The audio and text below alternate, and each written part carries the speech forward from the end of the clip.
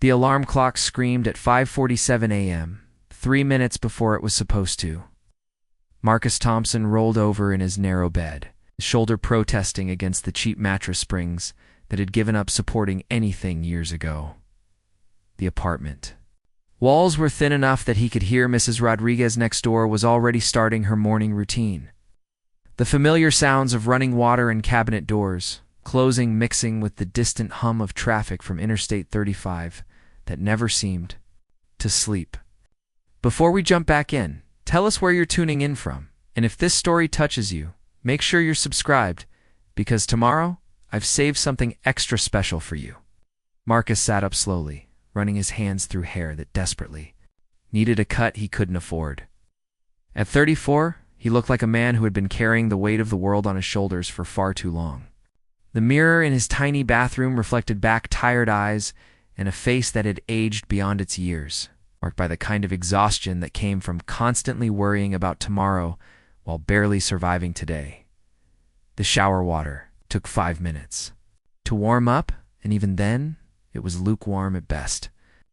Marcus had learned to make it work, just like he had learned to make everything else work since Emma was born 7 years ago. He shaved with a razor that had seen too many mornings, careful.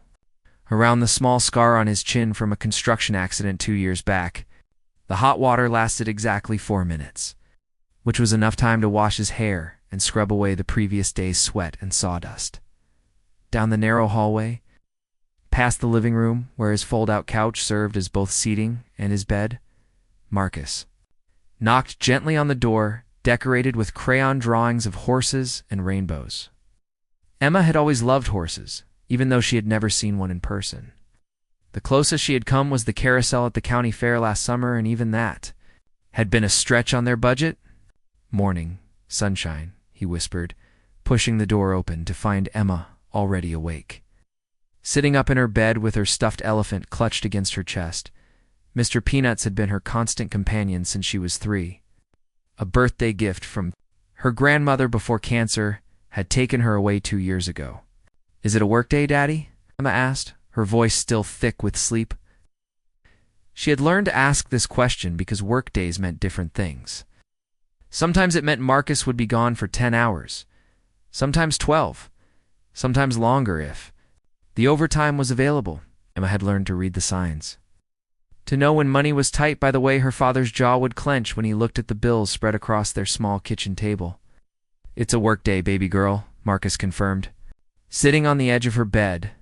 "But Mrs. Patterson is going to pick you up for school, remember? And then you'll go to the after-school program until I can get you."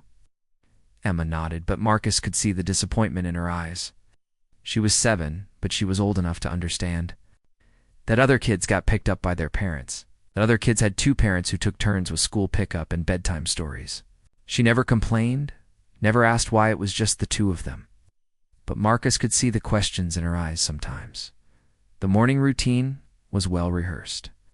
Emma got dressed in clothes that were clean but showing their age, hand-me-downs. From the church donation box that Marcus had swallowed his pride to accept, her school backpack was patched with duct tape where the zipper had broken, and her lunch was packed in a brown paper bag. Because lunch boxes were an expense they couldn't justify when the paper bags worked just fine, Marcus made breakfast on the hot plate that served as their stove since the apartment's actual stove had broken 6 months ago, and the landlord had been looking into it ever since. Scrambled eggs and toast, the same breakfast they had most mornings because it was cheap and filling. Emma ate quietly, her legs swinging from the chair that was too tall for her, watching her father move around their small kitchen with the efficiency of someone who had learned to make the most of very little space. "Daddy," Emma said suddenly, her fork pausing halfway to her mouth. "Tommy's mom is bringing cupcakes to school today for his birthday, store-bought ones with the fancy frosting." Marcus felt his chest tighten. He knew what was coming. Emma's birthday was in 3 weeks, and she had been dropping hints about wanting a party, about wanting to be the kid who brought special treats to share with the class. Marcus had been saving what he could, but the math was brutal. Rent was due, the electric bill was already past due, and his truck needed new brakes that he had been putting off for 2 months. "That sounds nice, sweetheart," Marcus said, forcing his voice to stay level. "I bet Tommy's excited." Can we have cupcakes for my birthday? The fancy ones? Emma's voice was hopeful, but cautious, as if she already knew the answer might disappoint. Her Marcus knelt down next to her chair, meeting her eyes. We'll figure something out, okay? Maybe we can make cupcakes together. Remember how much fun we had making cookies last Christmas? Emma smiled, but it didn't reach her eyes. At 7, she was already learning to manage her expectations, to understand that wanting something and getting it were two very different things. It broke Marcus's heart in ways he couldn't express. The knowledge that his daughter was growing up too fast, learning lessons about disappointment and compromise that she shouldn't have to learn for years. Mrs. Patterson knocked on the door. At exactly 7:30, the way she had every morning for the past 6 months. She was a retired teacher who lived 2 apartments down, and she had offered to drive Emma to school when she learned about their situation. Marcus had tried to pay her for gas money, but she had refused, saying that Emma reminded her of her own granddaughter who lived across the country. "Morning, Mr. Thompson," Mrs. Patterson said with a warm smile. She was in her 70s, with silver hair that she kept in a neat bun and eyes that seemed to see everything. "Morning, Emma. Ready for another day of learning?" Goodbye, her small arms wrapping around his neck with the fierce love that only children possessed. "I love you, Daddy. Have a good day at work." "I love you too, baby girl. Be good for Mrs. Patterson, okay?" Marcus watched from the window as Mrs. Patterson's ancient Honda Civic pulled away from the curb. Emma's face visible in the back window until they turned the corner. Only then did he allow himself to slump against the wall, the weight of everything pressing down on him like a physical force. The construction site was a 40-minute drive in good traffic, which meant Marcus had learned to leave by 7:45 to make it to the 8:30 start time. His truck was a 2003 Ford F-150 that had seen better decades. Bought used from a lot that didn't ask too many questions about credit scores. The brakes squealed when he stopped.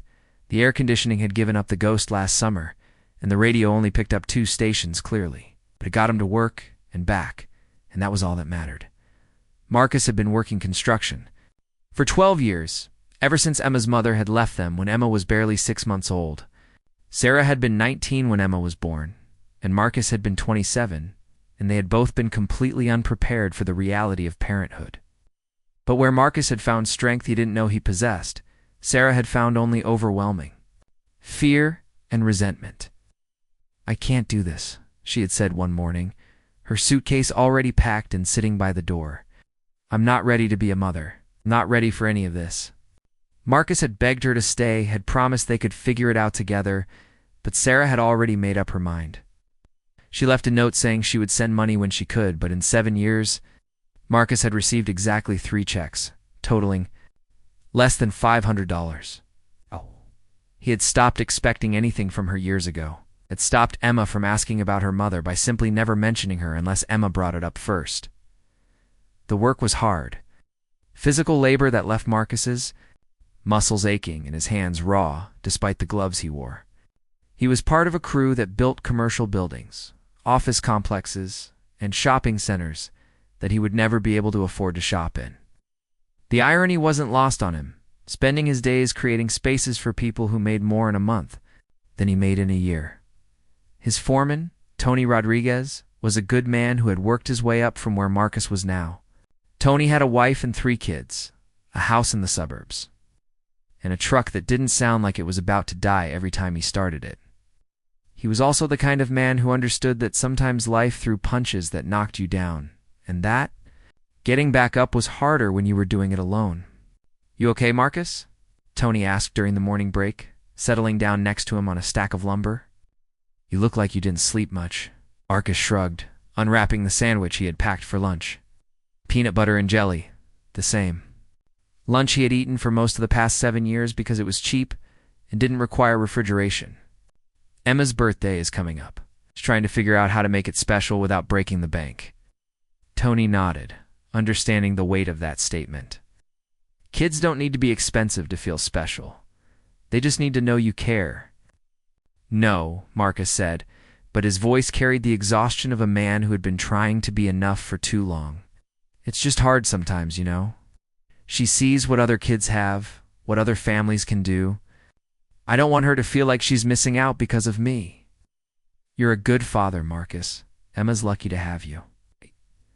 Marcus appreciated the words, but they didn't make the math any easier. Emma's birthday was in 3 weeks. Rent was due in 5 days, and his truck registration expired. The brakes needed work, the electric bill was past due, and Emma had outgrown her winter coat. Every problem had a price tag, and every price tag felt impossible. The afternoon brought news that made everything worse. Tony called the crew together. During the lunch break, his expression serious in a way that made Marcus's stomach clench with dread. "I got word from the office this morning," Tony said, his voice carrying the weight of bad news. The contract on the Morrison project fell through. The client pulled out, said they're going with a cheaper bid from a crew out of Dallas. Marcus felt the blood drain from his face. The Morrison project was supposed to be 3 months of steady work, guaranteed overtime, the kind of job that would have let him catch up on bills and maybe even save a little for Emma's birthday and Christmas. "What does that mean for us?" asked Jake, one of the younger guys on the crew. "Means we're done here Friday," Tony said. "I'm trying to line up something else, but it might be a couple weeks before we have another job, maybe longer." Preparing and narrating this story took us a lot of time, so if you are enjoying it, subscribe to our channel. It means a lot to us. Now back to the story. Marcus stared at his sandwich, his appetite completely gone. 2 weeks without work meant 2 weeks without pay, which meant choosing between rent and food. Between keeping the lights on and keeping the truck running, it meant explaining to Emma why there might not be cupcakes for her birthday, why they might have to move again, why. Life kept getting harder instead of easier. The rest of the afternoon passed in a blur of forced normalcy.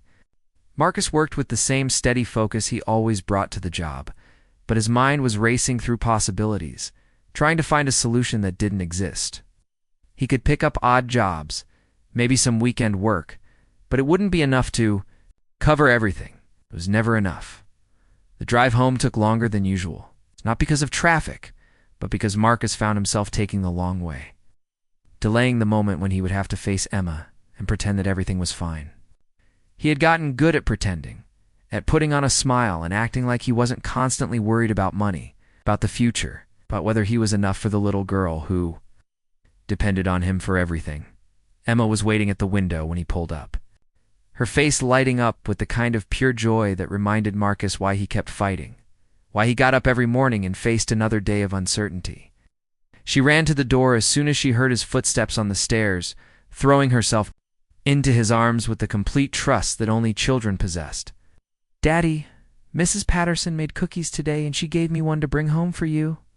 Marcus held her close, breathing in the scent of her hair and feeling the simple miracle of her existence. Whatever problems tomorrow might bring, whatever challenges he would have to face, Emma was worth all of it. She was worth the sleepless nights and the constant worry, worth the pride he had to swallow and the dreams he had to defer. "And that was nice of her," Marcus said, setting Emma down and accepting the slightly crumbled cookie she had carefully saved for him. "How was school today?" Emma chattered about her day while Marcus made dinner, another round of the same meals they cycled through week after week: spaghetti with jarred sauce, mac and cheese from the box, scrambled eggs and toast. Simple meals that filled their stomachs and stretched their budget. Eaten at their small table while Emma told him about her friends and her teachers and the books she was reading. After dinner, they sat on the couch together, Emma curled up against his side while he helped her with her homework. Math problems about adding and subtracting, reading assignments about children who lived in houses with yards and dogs and 2 parents who took them on vacations. Emma read aloud, her voice careful and proud, and Marcus felt his heart swell with love and break with worry in equal measure. Bedtime was their favorite time together, when the world outside their small apartment fell away, and it was just the 2 of them, safe in their little bubble of love and routine.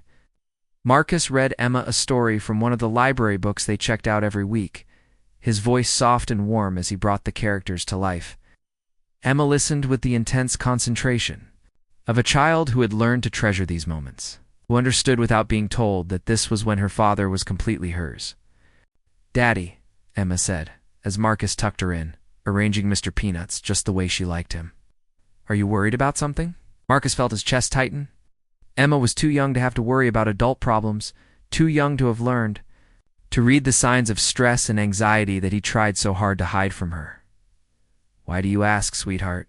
You have your thinking face on," Emma said seriously. "The one you get when you're looking at the papers on the kitchen table?" Marcus sat on the edge of her bed, choosing his words carefully. "Sometimes grown-ups have to figure out complicated things, but that's not for you to worry about, okay? Your job is to be a kid, to go to school and play, and be happy." "But I want to help," Emma said, her voice small but determined. "I'm big. Enough to help. You help me every day, just by being you," Marcus said, leaning down to kiss her forehead. "You're the best thing that ever happened to me, Emma. Never forget that." Emma smiled sleepily, her eyes already beginning to close. "I love you, Daddy. I love you too, baby girl. Sweet dreams." Okay. Turned off the light and closed the door softly. Then stood in the hallway for a moment, listening to the sounds of Emma settling into sleep. Only then did he allow himself to return to the kitchen table, to the stack of bills and the calculator that never seemed to add up to anything good. The numbers were brutal in their simplicity. Rent, $800. Electric, $127, now with a late fee. Truck payment, $245. Food, $200 if he was careful. Gas, $150. Emma's after-school program, $120. The list went on. Each item a necessity that couldn't be cut, a responsibility that couldn't be avoided. Marcus worked the numbers until well past midnight, trying to find a combination that would work a way to make it through the next few weeks without everything falling apart. But no matter how he arranged the figures, no matter what he cut or deferred, the math was unforgiving. He was going to come up short, and coming up short meant making choices that would hurt Emma, and would take away the stability he had worked so hard to provide. Finally, exhausted and defeated, Marcus folded up the bills and put them back in the shoebox where he kept all their important papers. Tomorrow would bring new challenges, new problems to solve, but tonight he was too tired to think about them anymore. He pulled out the couch, set up his pillow and blanket, and tried to find sleep despite the worry that had taken up permanent residence in his chest. Outside, the city hummed with life, millions of people pursuing their dreams, building their futures, creating the kind of security and happiness that seemed impossibly out of reach for Marcus and Emma. But inside their small apartment, love was enough to keep the darkness at bay, at least for one more night. And sometimes, that was all you could ask for. The next morning brought the kind of rain that seemed to have a personal vendetta against anyone trying to make an honest living. Marcus stood at his kitchen window, watching water cascade down the glass in sheets, knowing that construction work would be called off for the day. Rain meant no work, and no work meant no pay, but it also meant something rarer and more precious. An unexpected day with Emma. "Daddy, you're still here." Emma's voice carried pure delight as she padded into the kitchen in her pajamas, Mr. Peanuts dragging behind her. Her hair stuck up in impossible directions, and her smile was worth more than any paycheck Marcus had ever received. "Looks like it's a pajama day," Marcus announced, ruffling her already chaotic hair. "Want to make pancakes from scratch?" Emma's eyes went wide. Pancakes from scratch were a luxury they rarely indulged in, requiring ingredients they didn't always have on hand.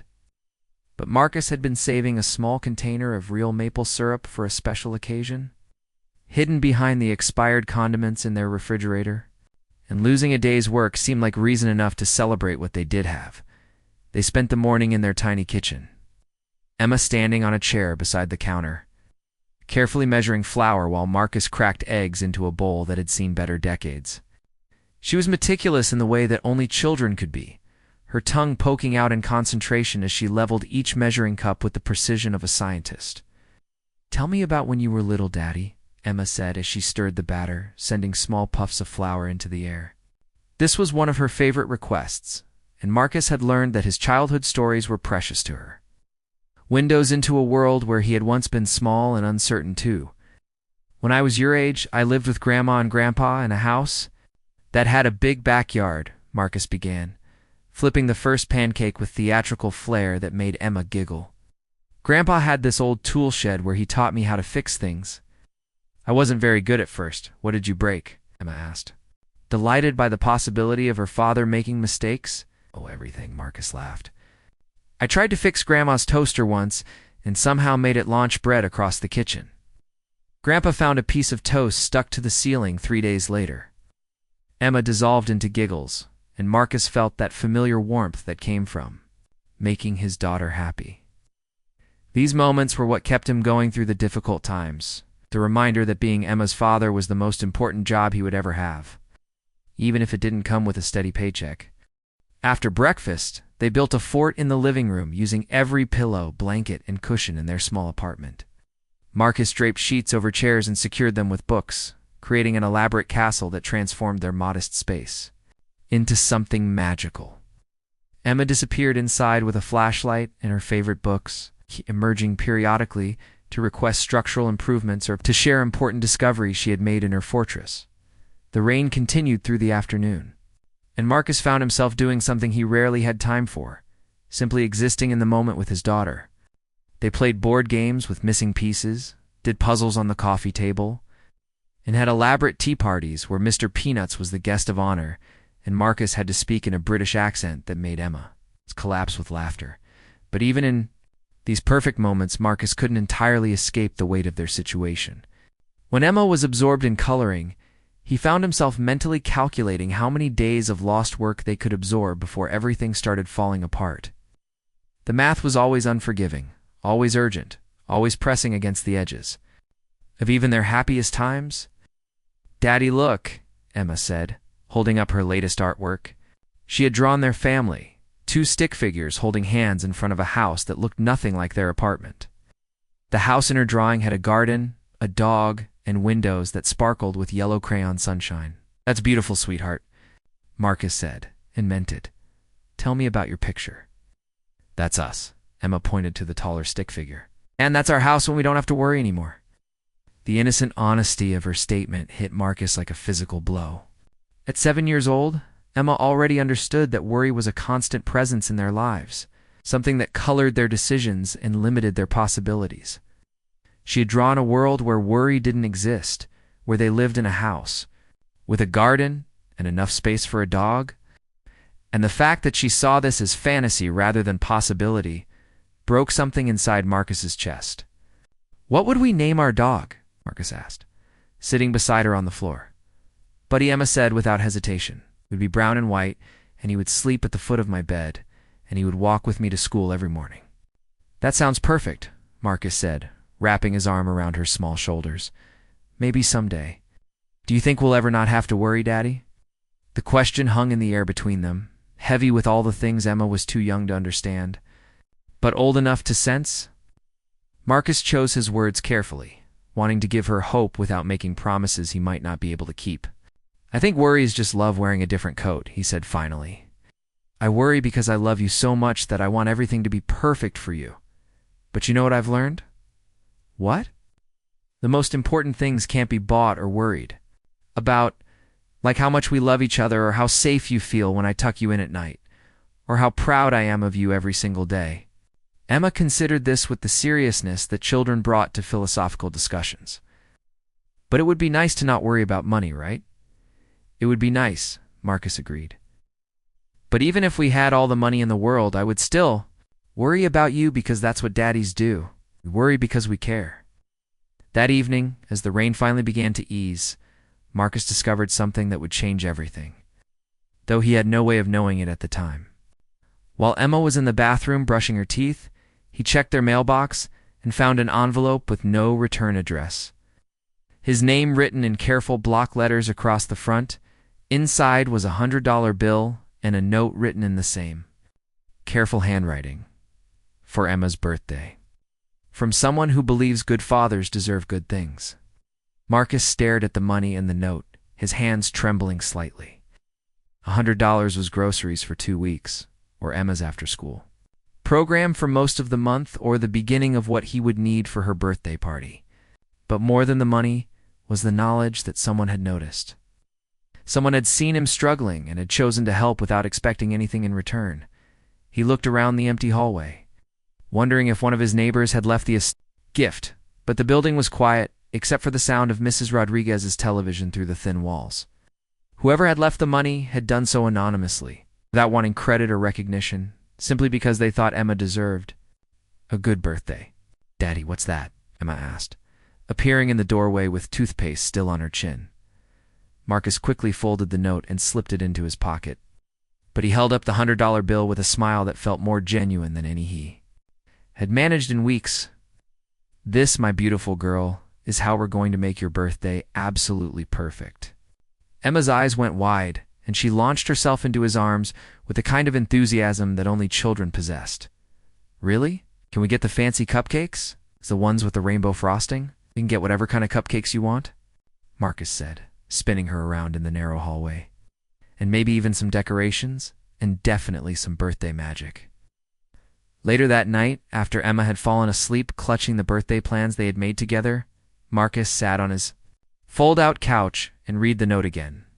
The handwriting was neat, precise, almost professional in its clarity.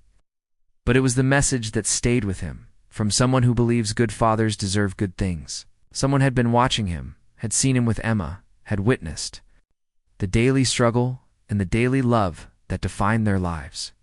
Someone had decided that he was worth helping, that Emma was worth celebrating, that their small family was worthy of kindness from a stranger. The next morning brought sunshine and the return to work. But Marcus carried the mysterious gift with him like a talisman. He worked with renewed energy, framing walls and hanging drywall with the knowledge that Emma's birthday would be everything she had dreamed of. The other workers noticed his improved mood, the way he hummed while he worked, the lightness in his step that hadn't been there before. "You win the lottery or something?" Jake asked during their lunch break, settling down beside Marcus with his usual sandwich and chips. "Something like that," Marcus said, unwrapping his own lunch with more enthusiasm than peanut butter and jelly typically warranted. "Sometimes good things just happen." "About time," Tony said, joining their conversation. "You've been working harder than anyone for years. You deserve some good luck." Marcus thought about the anonymous note, about the careful handwriting, and the message of belief in his worth as a father. "You know what's funny?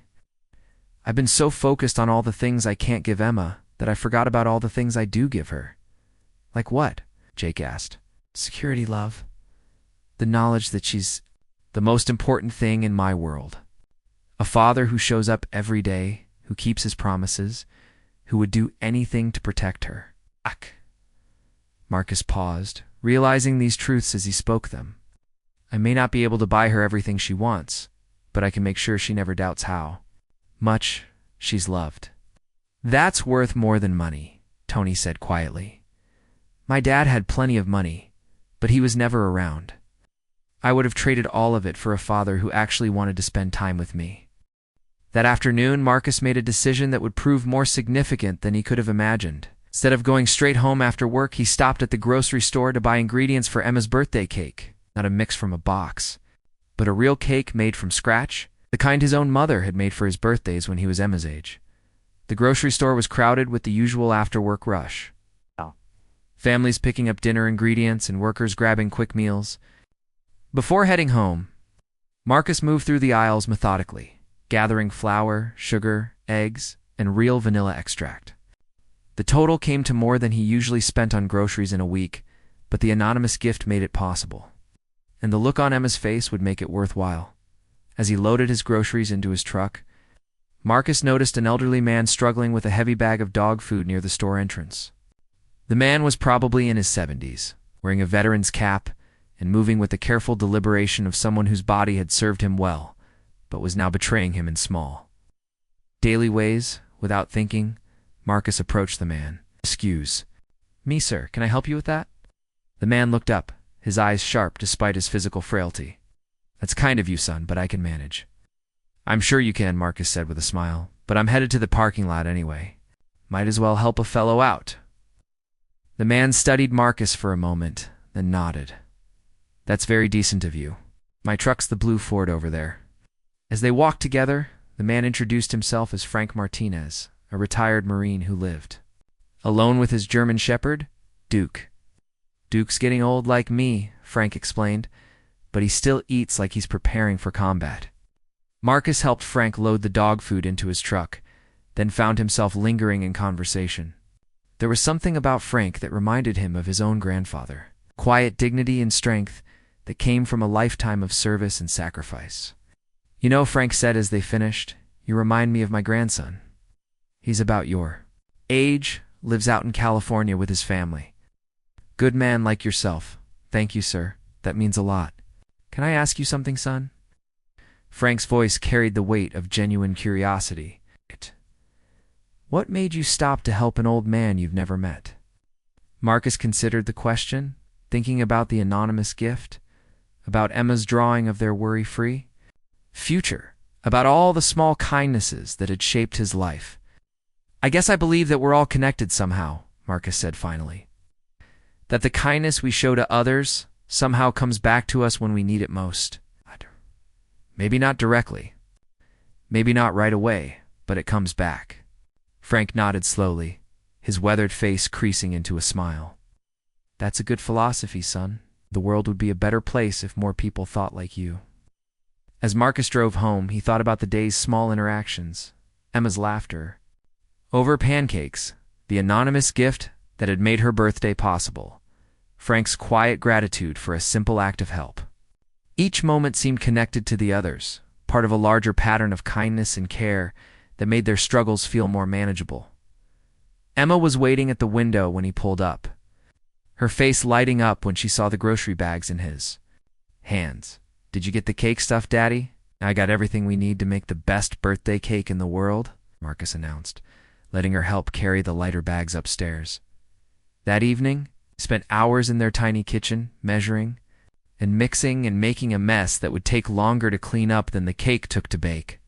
Emma stood on her chair, carefully cracking eggs and stirring batter, her tongue poking out in concentration, just as it had during their pancake morning. "This is going to be the best birthday ever," Emma declared as they waited for the cake to bake, the kitchen filled with the warm scent of vanilla and hope. "It's going to be perfect," Marcus agreed. Watching his daughter dance around their small apartment with Mr. Peanuts as her partner, neither of them knew that tomorrow would bring an encounter that would change their lives forever. That Marcus's simple philosophy of kindness would be tested in ways he couldn't imagine. Tonight, there was only the sound of Emma's laughter, the promise of homemade birthday cake, and the growing certainty that sometimes the most important gifts came from unexpected places, wrapped in the handwriting of strangers who believed that good fathers deserve good things. The morning of Emma's birthday dawned crisp and clear, with the kind of autumn sunshine that made everything look like it had been painted in gold. Marcus woke before his alarm, his internal clock calibrated by years of early construction starts, but today felt different. Today, his daughter was turning 8, and for the first time in months, he had the resources to make her birthday everything she had dreamed of. Emma burst into the living room at exactly 6:17 a.m., her hair an explosion of curls and her eyes bright with the kind of excitement that only birthdays could produce. She had been counting down the days for weeks, crossing them off on a homemade calendar she had decorated with stickers and crayon drawings of birthday cakes. "It's my birthday, Daddy. It's really my birthday," she announced, launching herself onto his fold-out couch with the enthusiasm of someone who had been waiting for this moment her entire life. "Happy birthday, beautiful girl," Marcus said, wrapping her in a hug that lifted her feet off the ground. 8 years old? I can't believe how grown up you're getting." The morning unfolded like a perfectly choreographed dance. Marcus had taken the day off work, something he rarely did but felt justified in doing for Emma's special day. They made birthday pancakes in the shape of the number 8, using a technique Marcus had learned from watching cooking shows late. At night, when sleep eluded him, Emma helped measure ingredients with the precision of a scientist, her tongue poking out in concentration as she leveled each cup of flour. "To tell me the story about the day I was born," Emma requested, as they waited for the pancakes to cook. This had become a birthday tradition, and Marcus had refined the telling over the years, emphasizing the joy and wonder while carefully editing out the fear and uncertainty that had marked Emma's early arrival into the world. "It was the most beautiful October morning," Marcus began, flipping pancakes with theatrical flair. "The leaves were just starting to turn colors, and I woke up knowing that something amazing was going to happen. Your mom and I went to the hospital, and after what felt like forever, We heard the most perfect sound in the world. What sound? Emma asked, even though she knew the answer by heart. Your first cry? It was like music, like the world's most beautiful song. And when the doctor put you in my arms, you stopped crying and looked right at me, like you were saying, "Oh, there you are. I've been waiting for you." Emma giggled, delighted by the familiar story. And then what happened? And then I knew that my life had just gotten a million times better, because I was Emma Thompson's daddy, and that was the most important job in the entire world. After breakfast, they decorated the apartment with streamers and balloons that Marcus had bought with part of the mysterious gift money. Emma directed the placement of each decoration with the authority of a professional party planner, ensuring that everything was positioned for maximum birthday impact. She had invited 3 friends from school, and Marcus had spent hours planning activities that would work in their small space. The birthday party was scheduled for 2 p.m. The morning to enjoy being together before the chaos of 8-year-olds descended on their apartment. They built an elaborate obstacle course using furniture and pillows, played birthday-themed board games, and worked together to frost the cake Marcus had baked the night before. Emma insisted on pink frosting with rainbow sprinkles, and the result was a masterpiece of childhood joy that would have made any professional baker proud. At 1:30, Marcus loaded Emma into his truck for a quick trip to the grocery store to pick up last-minute party supplies. Emma chatted excitedly about her friends, about the games they would play, about how this was going to be the best birthday party anyone had ever had. Her happiness was infectious, and Marcus found himself smiling more genuinely than he had in months. "Daddy, thank you for making my birthday so special," Emma said as they pulled into the grocery store parking lot.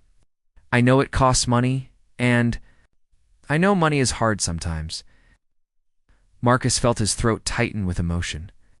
At 8 years old, Emma was already more perceptive and thoughtful than many adults he knew. "Sweet girl, making you happy is worth everything. You don't ever have to worry about the cost of your happiness, okay?" The grocery store was busier than usual for a Saturday afternoon, filled with families doing weekend shopping and parents picking up supplies for various children's activities. Marcus and Emma moved through the aisles efficiently, gathering paper plates, juice boxes, and the special ice cream Emma had requested for her birthday cake. They were loading their purchases into the truck when Marcus heard a sharp crack that sounded like a backfiring car, followed immediately by screaming. The sound came from the far end of the parking lot, near the intersection where the shopping center met the main road. Marcus's military training, dormant but never fully forgotten, kicked in instantly. He had served 2 tours in Afghanistan before. Emma was born, and certain sounds would always trigger his combat instincts. This wasn't a backfiring car. This was gunfire. "Emma, get down," Marcus commanded, his voice carrying an authority that made his daughter drop to the floor of the truck. "Without question, stay down, baby girl. Don't move until I tell you it's safe."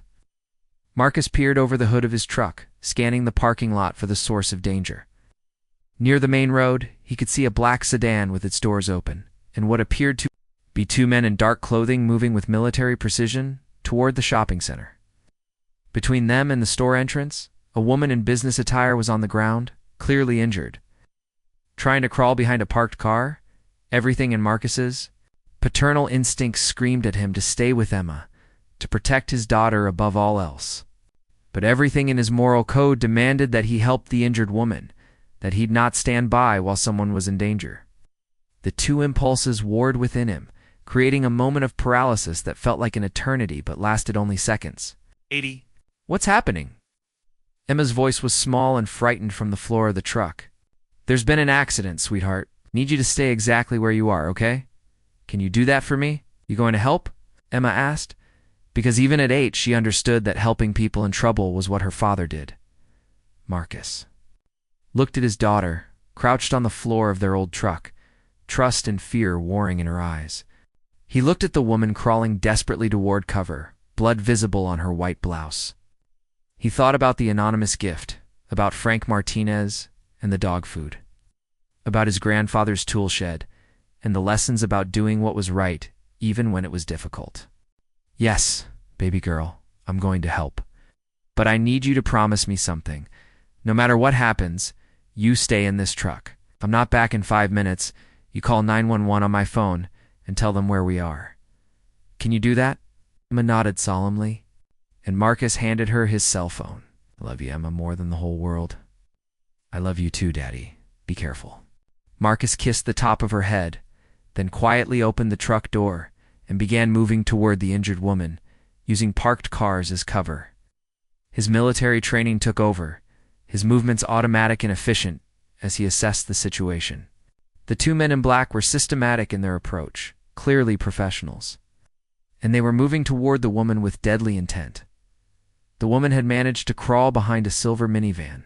She was leaving a trail of blood, and her movements were becoming weaker.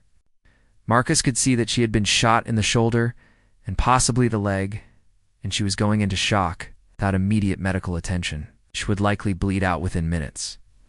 Marcus reached the minivan just as the woman's strength gave out completely. She collapsed against the rear tire, her face pale and her breathing shallow. Up close, he could see that she was probably in her 30s, with dark hair and intelligent eyes that were rapidly losing focus. "Ma'am, I'm here to help," Marcus whispered, dropping to his knees beside her. "I have some medical training. Can you tell me your name?" The woman looked at him with surprise and something that might have been relief. Agent Diana Foster?" she gasped. "FBI? They found me." The word FBI hit Marcus like a physical blow, but he pushed his shock aside and focused on her injuries. The shoulder wound was bleeding heavily, but didn't appear to have hit major arteries. So the leg wound was more concerning, and he could see that she was losing blood fast. "Agent Foster, I'm going to stop the bleeding, okay? This might hurt." Marcus pulled off his shirt and used it to create pressure bandages for both wounds, drawing on the combat first aid training that had saved lives in Afghanistan. Agent Foster winced, but didn't cry out, her professional training evident even in her injured state. "Listen to me," she whispered urgently, gripping his arm with surprising strength. "They're not here for me. They're here for you and your daughter." Marcus felt the world tilt beneath him. "What are you talking about?" "I don't understand, Marcus Thompson, Emma Thompson, age 8, birthday today.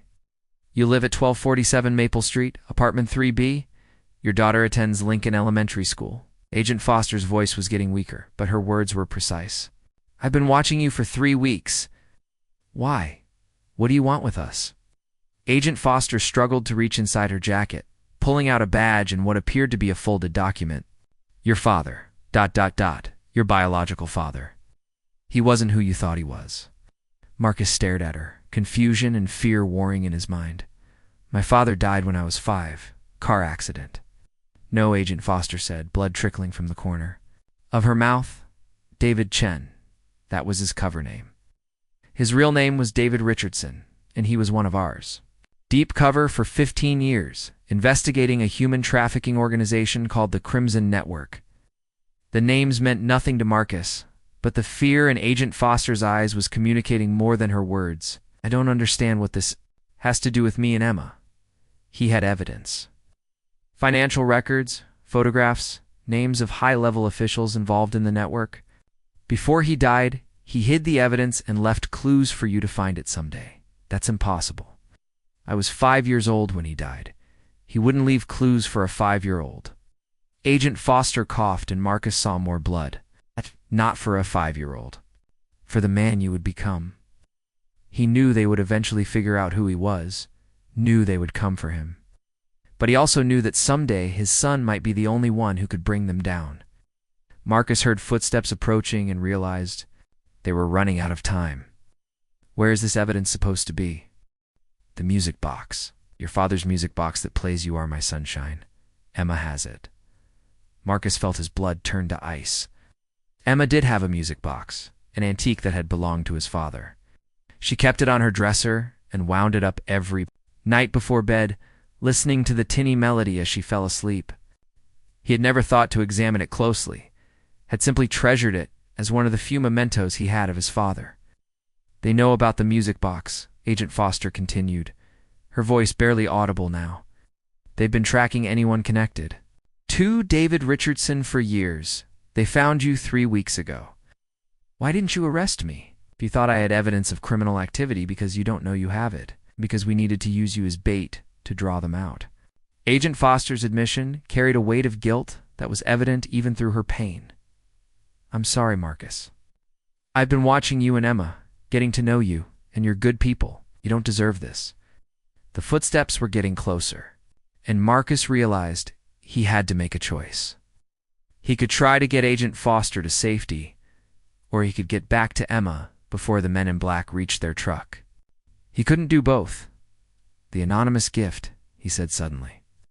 The $100 for Emma's birthday, that was you? Agent Foster managed a weak smile. Good fathers deserve good things. I meant that, Agent Foster. I can't carry you and protect Emma at the same time. What do? Do you protect your daughter? That's what your father would have done? She pressed her badge and the folded document into his hands. Take these. When this is over, call the number on that paper. Ask for Agent Michael Santos. Tell him Diana Foster said the sunshine is hidden in the melody. Marcus heard a car door slam nearby and knew they were out of time. What about you? I knew the risks when I took this assignment. Go. Now. Marcus wanted to argue, wanted to find a way to save both Agent Foster and get back to Emma, but the sound of approaching footsteps made the decision for him. He grabbed the badge and document, stuffed them into his pocket, and began moving back toward his truck, using the same careful approach that had gotten him to Agent Foster undetected. He was halfway back when he heard Emma scream. The sound of his daughter's terror cut through every tactical consideration, every careful plan, every instinct for self-preservation. Marcus abandoned stealth and ran toward his truck, no longer caring about cover or strategy or anything except reaching Emma before it was too late. He reached the truck to find Emma pressed against the passenger door, her eyes wide with fear. As a man in black clothing leaned through the driver's side window, the man was speaking to her in a calm, almost gentle voice, which somehow made the situation more terrifying than if he had been shouting. Hey! Marcus yelled, drawing the man's attention away from Emma. Get away from my daughter! The man turned toward Marcus with the kind of calm professionalism that suggested he had been expecting this moment. He was tall, well-dressed, and moved with the fluid precision of someone accustomed to violence. In his hand was a gun, pointed casually in Marcus's direction. Mr. Thompson, we've been looking forward to meeting you. I don't know who you are or what you want, but you need to leave my daughter alone. Oh, but we know exactly who you are. Marcus, you're David Richardson's son. And that little girl in the truck has something that belongs to us. Marcus felt everything click into place. Agent Foster's words about his father, about the music box, about the evidence that could bring down a criminal organization. Emma wasn't just his daughter in this moment. She was the key to something much larger and more dangerous than he had ever imagined. Emma doesn't know anything about whatever you're talking about. She's 8 years old. We know how old she is, Marcus. We know it's her birthday. We know about the party you planned. About the cake with pink frosting and rainbow sprinkles. We know about the mysterious $100 gift that made it all possible. The man's smile was cold and calculating. We know everything about your life because we've been watching you both for weeks. Marcus thought about Agent Foster bleeding out in the parking lot, about the badge and document in his pocket, about the music box sitting innocently on Emma's dresser at home. He thought about his father, who apparently hadn't been the simple mechanic Marcus had always believed him to be, but an undercover FBI agent who had died protecting secrets that could bring down dangerous criminals. What do you want? Asked, though he already knew the answer. We want you to come with us, Marcus, you and Emma. We want you to help us find what your father hid all those years ago. If you cooperate, if you help us get what we need, then maybe Emma gets too. See her 9th birthday? The threat was delivered with such casual menace that Marcus felt his vision blur with rage. These people had been watching his daughter, planning to use her as leverage, treating her life as a bargaining chip in a game she didn't even know existed. And if I don't cooperate? Well, the man said, his gun still pointed at Marcus. Let's just say that Emma's birthday party would be very different from what you planned. Marcus looked at his daughter, pressed against the passenger door of their old truck, clutching his cell phone and staring at him with the absolute trust that only a child could maintain, even in the face of terror. In that moment, he understood that everything Agent Foster had told him was true. That his ordinary life had been built on a foundation of secrets and lies. And that the simple act of helping an injured woman had set in motion events that would either save his family or destroy it. "Okay," Marcus said quietly. "I'll come with you." But Emma goes home. She's just a little girl. "Oh, Marcus," the man said with a laugh that held no warmth. "Emma is the most important part of this whole operation. She's not going anywhere without us." As Marcus watched two more men approach from different directions, effectively surrounding him and Emma, he realized that this birthday would indeed be different from anything he had planned. The question was whether they would both survive long enough to see how it ended. The ride to wherever they were taking them felt both endless and too short. Marcus sat in the back seat of a black SUV. Emma pressed against his side, her small hand clutching his with a grip that spoke of terror barely held in check. She hadn't spoken since they had been forced into the vehicle. Marcus could feel her trembling despite his arm wrapped protectively around her shoulders. The man who had threatened them at the truck sat in the passenger seat, occasionally glancing back with the kind of calculated interest that made Marcus's skin crawl. He had introduced himself only as Mr. Vance, and everything about him radiated the cold professionalism of someone who viewed human life as merely another resource to be managed and exploited. "Where are we going?" Marcus asked, his voice carefully controlled despite the rage and fear warring in his chest. "Somewhere we can have a proper conversation," Vance replied, without turning around. "Somewhere we won't be interrupted by well-meaning bystanders or law enforcement."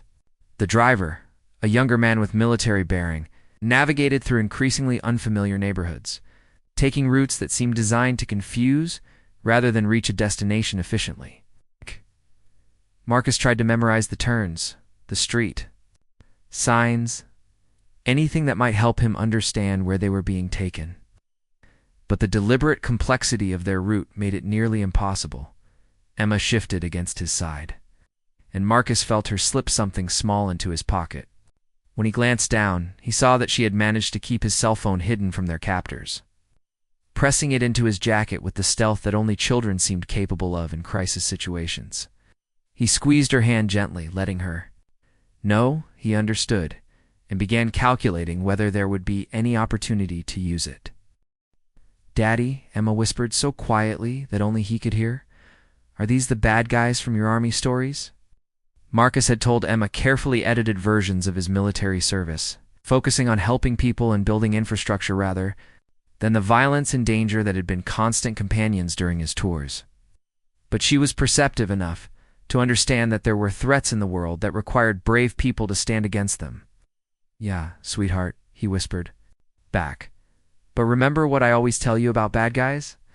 They only win if good guys give up," Emma recited, her voice barely audible but carrying a strength that made Marcus's heart swell with pride and break with fear simultaneously. "That's right. And what do we never do? We never give up." Vance turned around at the sound of their whispered conversation, his eyes cold and calculating. How touching. A father-daughter bonding moment. "I do hope you're not filling the child's head with unrealistic expectations about how this is going to end." "My daughter's expectations are none of your concern," Marcus replied, meeting Vance's stare without flinching. "Your issue is with me, not with her." "Actually, Marcus, our issue is very much with both of you. You see, we've done extensive research on your family dynamics. We know that Emma is your weakness, your pressure point, the one thing that will make you cooperative regardless of the personal cost." Marcus felt his jaw clench, but he forced himself to remain calm. Losing his temper would only make the situation worse, and Emma needed him to be smart and controlled. "We also know," Vance continued, "that Emma has access to something we need. That music box isn't just a sentimental keepsake, is it, Marcus? It's been sitting in her bedroom for years, playing its little melody every night while she falls asleep, never knowing that it contains information that could destroy some very powerful people." The SUV turned into what appeared to be an abandoned industrial complex, the kind of place where old factories went to die after the jobs moved overseas. Broken windows stared down like empty eyes. and weeds pushed through cracks in the pavement with the persistence of life reclaiming what humanity had discarded. They pulled up to a loading dock where another black vehicle was already waiting. As they got out, Marcus counted at least 6 men in total, all dressed in similar dark clothing, all moving with the coordinated precision of a professional operation. These weren't random criminals or opportunistic thugs. This was organized, well-funded, and thoroughly planned. "Welcome to our temporary headquarters," Vance said, gesturing toward the loading dock with mock courtesy. "I think you'll find we've prepared everything necessary for a productive conversation." The interior of the building was dimly lit, but had clearly been prepared for their arrival. Folding chairs were arranged around a card table, and someone had set up battery-powered work lights that cast harsh shadows across the concrete walls. In one corner, Marcus could see surveillance equipment and what appeared to be a laptop connected to various electronic devices. "Please, sit down," Vance indicated to chairs positioned side by side. "I prefer civilized conversation to more aggressive forms of persuasion, but that preference depends entirely on your level of cooperation." Marcus guided Emma to one of the chairs, then sat beside her, positioning himself between her and the majority of their captors. Emma sat with the rigid posture of someone trying very hard to be brave, her hands folded in her lap and her eyes focused on a point somewhere beyond Vance's shoulder. "Now then," Vance began, settling into a chair across from them. "Let's discuss. Your father, Marcus."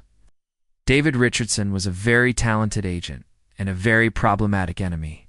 He spent 15 years building a case against the Crimson Network, collecting evidence, documenting transactions, identifying key players in what I'm sure he painted as a criminal conspiracy.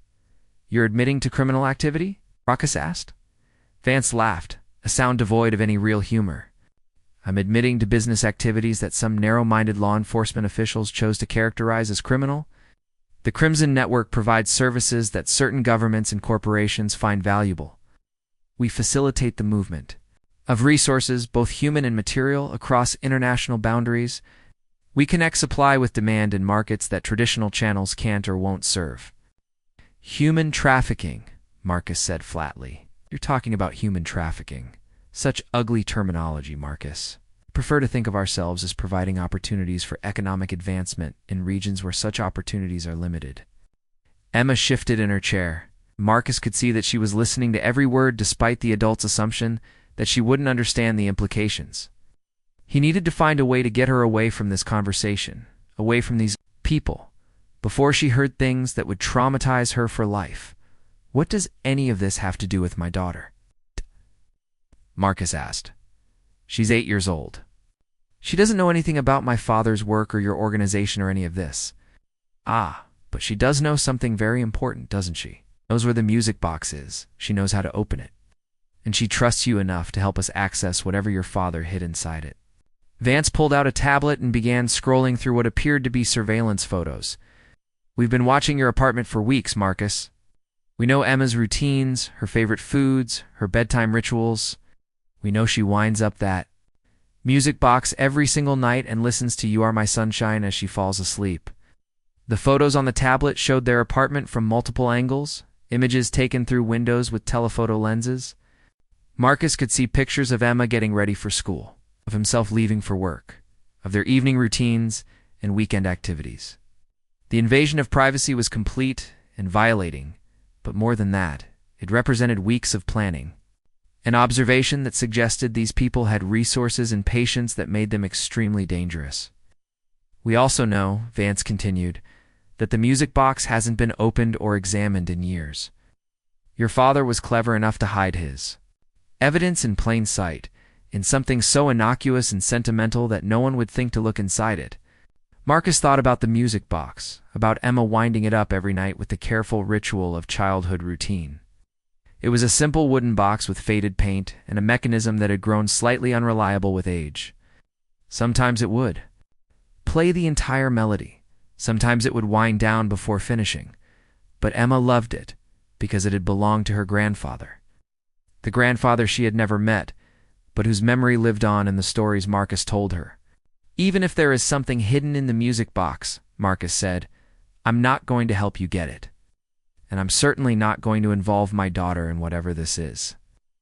Vance's expression didn't change, but something cold and dangerous flickered in his eyes. "Marcus, I think you're misunderstanding the nature of our relationship. This isn't a negotiation. This isn't a request for cooperation. It's an explanation of what's going to happen, with or without your voluntary participation." One of the other men stepped forward, and Marcus recognized the universal body language of someone preparing for violence. Emma must have sensed it too, because she moved closer to him, her small hand finding his and holding tight.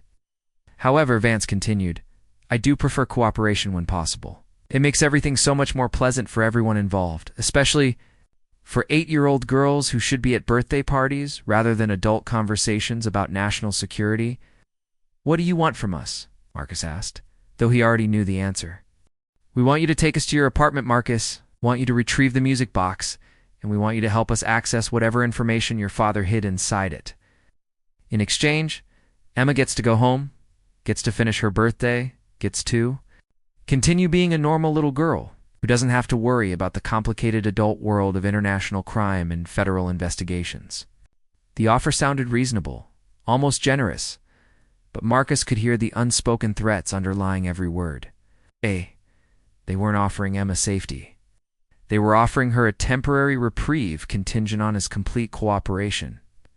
"And if I refuse," Vance's smile was thin and cold, "well, then Emma's education about the adult world would have to begin much sooner than anyone would prefer. There are facilities where young people can be kept safe while their guardians make difficult decisions. Some of these facilities are more comfortable than others." The threat was delivered with such casual menace that Marcus felt his vision blur with rage. These people were talking about kidnapping his daughter. It's about separating her from the only family she had ever known. About using her as leverage to force his cooperation in criminal activities. "You're talking about holding my daughter hostage? Talking about providing her with temporary accommodations while you help us resolve a business matter that your father created 15 years ago? The duration and comfort of those accommodations would depend entirely on your attitude and cooperation." Emma squeezed his hand tighter, and Marcus could feel her trembling despite her efforts to remain calm. She was listening to every word, understanding far more than any 8-year-old should have to understand about the darkness that existed in the adult world. "Daddy," Emma said suddenly, her voice clear and strong despite her fear, "remember what you told me about Grandpa David? About how he always did the right thing even when it was hard?" Marcus felt his throat tighten with emotion. Even in this impossible situation, Emma was thinking about moral principles, about doing what was right rather than what was safe or easy. "I remember, sweetheart. What would Grandpa David want us to do?" The question hung in the air like a challenge, and Marcus realized that his daughter, in her innocence and wisdom, had identified the core of their dilemma. His father had spent 15 years of his life fighting against people like Vance, collecting evidence that could bring down a criminal organization that trafficked in human misery. He had died protecting that evidence, trusting that someday it would be used to seek justice for the victims and punishment for the perpetrators. "Your grandfather," Vance interrupted, his voice carrying a note of irritation, "was an idealistic fool who thought he could single-handedly reform the world. His crusade destroyed his life, separated him from his family, and ultimately got him killed. Is that really the example you want to follow, Marcus?" Marcus looked at Emma, at her trusting eyes and determined expression, and realized that she was right. His father hadn't died protecting criminal evidence. He had died protecting the truth, protecting the possibility that justice might eventually prevail over power and corruption. "My father was a hero," Marcus said quietly. "Spent his life fighting against people who profit from human suffering. He died protecting evidence that could save other people from becoming victims. Your father was a federal agent who exceeded his authority and interfered with legitimate business operations," Vance replied. "He was a problem that required a permanent solution." The casual admission that they had killed his father hit Marcus like a physical blow. For 30 years, he had believed that his father's death was a tragic accident, a random collision that had robbed him of the chance to know the man who had shaped his earliest memories. Now he understood that it had been murder, an execution. carried out by the same people who were now threatening his daughter? You killed him, Marcus said, his voice flat with shock and growing rage. We eliminated a threat to our organization, Vance corrected, just as we'll eliminate any future threats that might arise from the evidence he collected. Marcus felt Emma's hand in his, felt her trust and her fear and her absolute faith that he would find a way to protect her. He thought about Agent Foster, bleeding out in the parking lot, about her sacrifice to warn him about the danger his family faced. He thought about the badge and document hidden in his pocket, about the phone number she had given him and the cryptic message about Sunshine being hidden in the melody. What guarantee do I have that you'll let Emma go if I cooperate? Marcus asked. You have my word, Vance replied, and his tone suggested that he considered this adequate assurance. The word of a murderer and human trafficker? Forgive me if that doesn't provide much comfort. Vance's expression hardened, and Marcus realized he had pushed too far. Marcus, I've been remarkably patient with your moral posturing, but my patience has limits. You have exactly 30 seconds to decide whether you're going to help us voluntarily or whether we need to provide additional motivation for your cooperation. Marcus looked around the room, counting exits and obstacles, calculating the odds of fighting their way out versus the risks of cooperation. 6 armed men, 1 exit visible, Emma to protect. No weapons, no backup. No realistic chance of success through force. But Agent Foster had given him information, had provided him with resources that Vance didn't know about. The badge and document in his pocket represented federal authority and investigative leads that might change. The balance of power if he could find a way to use them. I'll cooperate, Marcus said finally. But I want to see Emma safe before I help you with anything. I'm afraid that's not how this works, Marcus. Emma's safety is contingent on your cooperation, not a precondition for it. Marcus felt the weight of his father's legacy, the burden of evidence that could bring justice to victims and punishment to criminals. He thought about Agent Foster's sacrifice, about the years of investigation and surveillance that had led to this moment. He thought about Emma's future, about the world she would inherit, about whether it would be shaped by people like Vance or people like his father. All right, Marcus said, his voice carrying a resignation he didn't feel. Let's go get your music box. As they prepared to leave the warehouse, Marcus slipped his hand into his pocket and felt the edges of Agent Foster's badge and the folded document. Whatever happened next, whatever risks he would have to take, he was no longer fighting alone. Somewhere in the federal bureaucracy, Agent Michael Santos was waiting for a phone call that would activate resources and authority that Vance couldn't anticipate or control. The game was far from over, and Marcus was beginning to understand that. His father had left him more than just evidence hidden in a music box. He had left him a legacy of courage, a network of allies, and the knowledge that sometimes doing the right thing required accepting terrible risks for the chance to achieve something greater than personal safety. Emma squeezed his hand one more time as they walked toward the SUV, and Marcus squeezed back, hoping she could feel his determination and his love through that simple contact. Whatever came next, they would face it together, and they would never give up. The apartment complex looked different when viewed through the lens of danger. What had been home just hours ago now felt like a trap, every shadow potentially concealing a threat, every neighbor's window a possible vantage point for surveillance. Marcus walked up the familiar stairs with Emma's hand in his Vance clothes. Behind them, and 2 more men, positioned strategically in the parking lot below. Remember, Marcus, Vance said quietly as they reached the 3rd-floor landing, we have people watching every exit. Any attempt to signal for help, any deviation from our plan, and Emma pays the price. Marcus nodded, his jaw clenched tight with suppressed rage. The keys felt foreign in his hand as he unlocked the door to apartment 3B. The same door he had walked through thousands of times, but which now led into unknown territory. The apartment was exactly as they had left. At that morning, birthday decorations still hanging from the ceiling, cake sitting on the counter with its pink frosting and rainbow sprinkles waiting for a party that would never happen. Emma's friends would arrive in an hour, expecting games and laughter, and the kind of innocent joy that now seemed impossibly distant. Quite charming, Vance observed, scanning the modest living space with the clinical interest of someone cataloging assets. It's very domestic, very normal. The perfect cover for a federal agent's son. Emma moved toward her bedroom, but Marcus caught her arm gently.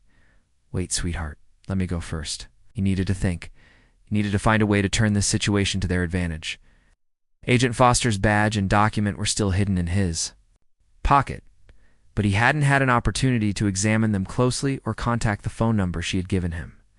Emma's cell phone was also still concealed, but using it with Vance watching would be impossible. "The music box, Marcus," Vance prompted. "Let's not keep everyone waiting." Marcus led the way into Emma's small bedroom, the space that had been her sanctuary now invaded by strangers with violent intentions.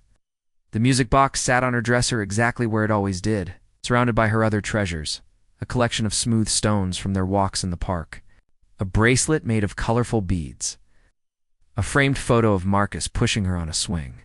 The music box itself was unremarkable. A simple wooden rectangle about 6 inches long and 4 inches wide, with faded paint depicting a pastoral scene of children playing in a meadow. Marcus had never examined it closely, had simply accepted it as one of the few mementos of his father, something to be treasured but not questioned. "Go ahead," Vance said. "Open it." Marcus reached for the music box, then paused. "Emma should do it. Shh. It's hers." "Daddy," Emma said softly. "I don't want to." "It's okay, sweetheart. It's still the same music box it's always been. Nothing about it has changed." Emma approached her dresser slowly, her small hands reaching for the familiar object with obvious reluctance. She had wound it up thousands of times, had fallen asleep to its melody more nights than either of them could count. But now it represented something unknown and potentially dangerous. She lifted the lid, and the familiar notes of "You Are My Sunshine" began to play, the tinny melody filling the room with bittersweet nostalgia. For a moment, nothing seemed different. The music box appeared to be exactly what it had always been, a simple antique with a basic mechanical movement, and a song that had comforted a little girl through countless bedtimes. "There's nothing here," Marcus said, examining the interior of the box. "Just the standard mechanism and the mirror." Vance moved closer, his eyes sharp with suspicion. "Your father was more clever than that. David Richardson didn't hide 15 years of evidence in a place where any curious child could stumble across it." He took the music box from Emma's hands, ignoring her small sound of protest, and began examining it with professional thoroughness. He ran his fingers along the edges, looking for hidden compartments or unusual construction. He lifted out the small dancing figurine and examined the space beneath it, measured the interior dimensions against the exterior, looking for discrepancies. "That might indicate hidden space." "It has to be here," Vance muttered, his calm facade beginning to crack. Foster was specific about the music box. She said the sunshine was hidden in the melody. Marcus felt a spark of hope. If the evidence wasn't immediately apparent, if it required knowledge or techniques that Vance didn't possess, then perhaps there was still a chance to turn this situation around. "Maybe Agent Foster was wrong," Marcus suggested. "Maybe there is no hidden evidence. Maybe my father was just a mechanic who owned a music box." "Agent Foster died protecting this information," Vance snapped. "She wouldn't have sacrificed her life for a fairy tale." The admission that Agent Foster was dead hit Marcus like a physical blow, but he forced himself to show no reaction. Had died helping him understand the truth about his father. Died trying to protect him and Emma from exactly this situation. Emma suddenly stepped forward, her voice small but clear. "You're not doing it right." Vance looked down at her with irritation. "What? The music box? You're not winding it right?" "Grandpa David showed Daddy the special way, and Daddy showed me." Marcus felt his heart skip. Emma was improvising, trying to buy them time or create an opportunity, but she was also inadvertently suggesting that there might indeed be a special way to operate the music box. "Show me," Vance commanded. Emma looked to Marcus for permission, and he nodded slightly. She took the music box back and positioned it carefully on her dresser, then reached for the winding key with the ceremonial precision she brought to her. "Nightly routine. You have to wind it exactly 12 times," she said, her voice taking on the cadence of a well-practiced ritual. Not 11, not 13, 12 times. Because that's how many notes are in the first line of You Are My Sunshine. She began turning the key with careful, deliberate movements, counting each turn aloud. 1, 2, 3, 4, 5, 6, 7, 8, 9, 10, 11, 12. Then she did something Marcus had never seen before. Instead of simply letting the music play, she pressed down on the dancing figurine while simultaneously lifting the lid to a precise angle. Nothing happened. That's it? His voice dangerous with disappointment. Emma's face scrunched in concentration. I'm not doing it right. There's something else. Something about listening to the sunshine. She closed the music box, wound it again, and this time when the melody began to play, she hummed along softly. But instead of humming the familiar tune, she hummed a different melody, one that seemed to complement the original while creating a more complex harmonic structure. As her voice blended with the mechanical notes, something clicked inside the music box. A small panel in the base slid open, revealing a hidden compartment that had been invisible from the outside. Marcus stared in amazement. His father had indeed hidden something in the music box, but accessing it required knowledge that only someone who truly understood the significance of You Are My Sunshine would possess. Emma had somehow intuited or remembered the correct sequence. Combining the mechanical operation with the musical knowledge that unlocked the secret, inside the hidden compartment was a small device that looked like an outdated USB drive, along with a folded piece of paper covered in his father's handwriting. Extraordinary, Vance breathed, reaching for the contents of the compartment. Ack, David. Richardson was even more paranoid than we gave him credit for. But as Vance's fingers closed around the USB drive, Emma did something that changed everything. She grabbed the music box and threw it as hard as she could toward the bedroom window. The music box crashed through the glass, falling 3 stories to the parking lot below where it shattered on the concrete. The USB drive went with it, along with any evidence that might have been stored on the device. No, Vance roared, lunging toward the broken window. In the confusion, Marcus saw his opportunity. He pushed Emma toward her closet, shouting, "Hide," then tackled Vance before he could reach the window. They crashed into Emma's dresser, sending her other treasures flying across the room. Vance was younger and in better shape, but Marcus had desperation and righteous anger on his side. They fought with brutal efficiency, each man understanding that the stakes couldn't be higher. Marcus managed to pin Vance against the wall long enough to pull Agent Foster's badge from his pocket. FBI, Marcus shouted, hoping his voice would carry to the neighbors, hoping someone would call for help. This is an FBI operation. Vance broke free and pulled a gun, but Marcus was already moving, diving behind Emma's bed as the first shot shattered her mirror. The sound of gunfire in the small apartment was deafening, and Marcus could hear Emma crying from inside her closet. "Emma, stay down," Marcus called. "Stay in the closet no matter what happens." More shots followed, and Marcus heard shouts from the other men in the building. His desperate gambit with the FBI badge had created chaos, but it had also escalated the violence. Now Vance and his team had nothing to lose. Marcus managed to reach Emma's window and looked down at the parking lot. The music box lay in pieces on the concrete, but he could see something glinting among the debris. The USB drive might have survived the fall, might still contain the evidence his father had died protecting. But between him and that evidence were armed men. The only thing standing between those men and Emma was his determination to never give up. "This is Agent Michael Santos's FBI." A voice suddenly boomed from outside the building, amplified by what sounded like a megaphone. "The building is surrounded. Lay down your weapons and surrender immediately." Marcus felt a surge of hope, so intense it made him dizzy. Agent Foster's network was real, her backup plan was in motion, and help had arrived at exactly the moment they needed it most. Vance appeared in the bedroom doorway, his face twisted with rage and desperation. "You called them. You somehow managed to call for help." "I didn't call anyone," Marcus said truthfully, "but Agent Foster did. She set this in motion before you killed her." The sound of tactical teams entering the building echoed through the stairwells, professional voices coordinating a systematic sweep of each floor. Vance's operation was collapsing, its careful planning undone by the sacrifice of one dedicated federal agent and the courage of an 8-year-old girl who refused to let the bad guys win. "Emma," Marcus called. "The good guys are here. You can come out now." Emma emerged from her closet, tears streaming down her face, but her eyes bright with relief. She ran to Marcus, and he swept her into his arms, holding her close while the sounds of the FBI operation continued around them. "Is it over, Daddy?" Emma asked.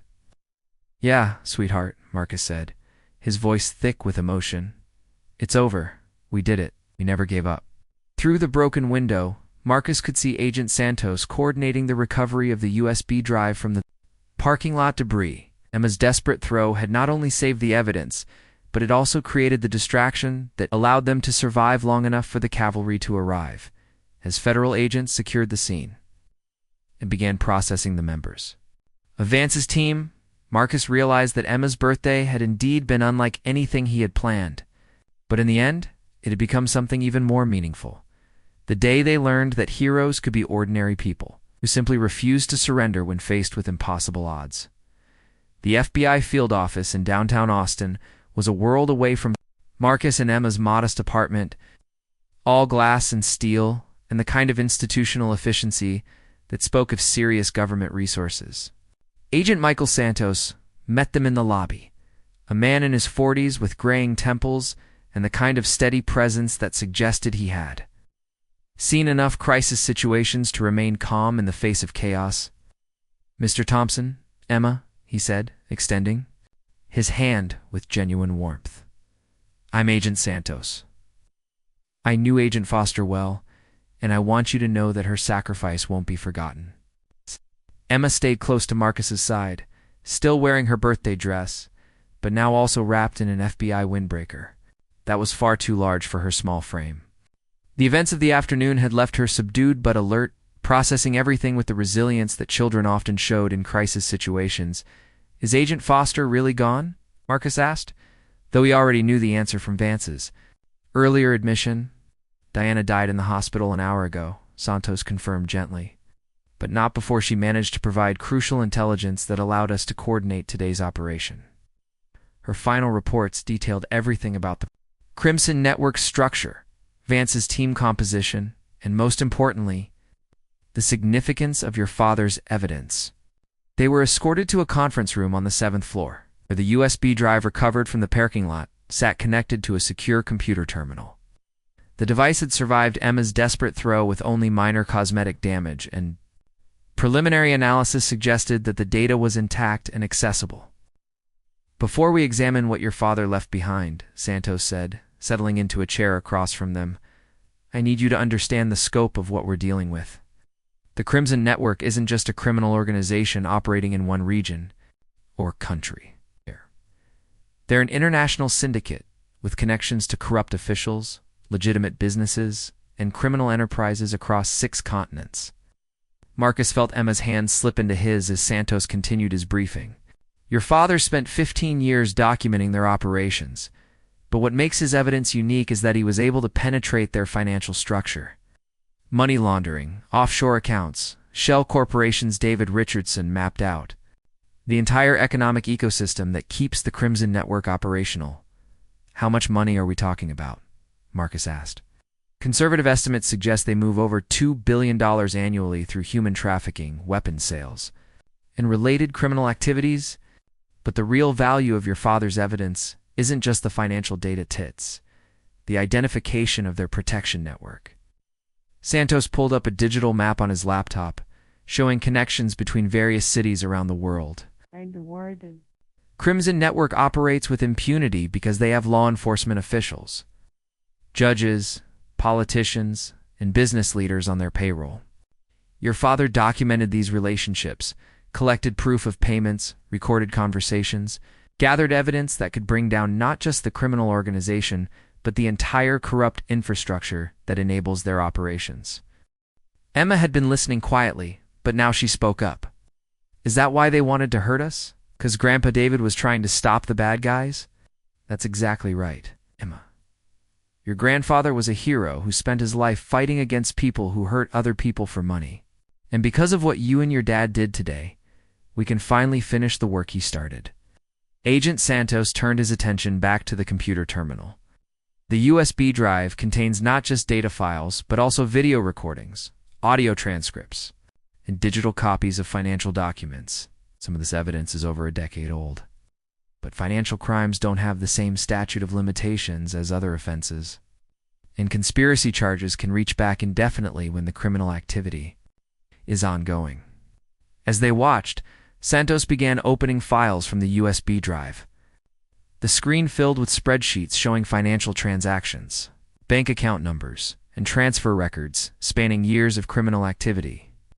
But more compelling were the video files, grainy surveillance footage, and hidden camera recordings.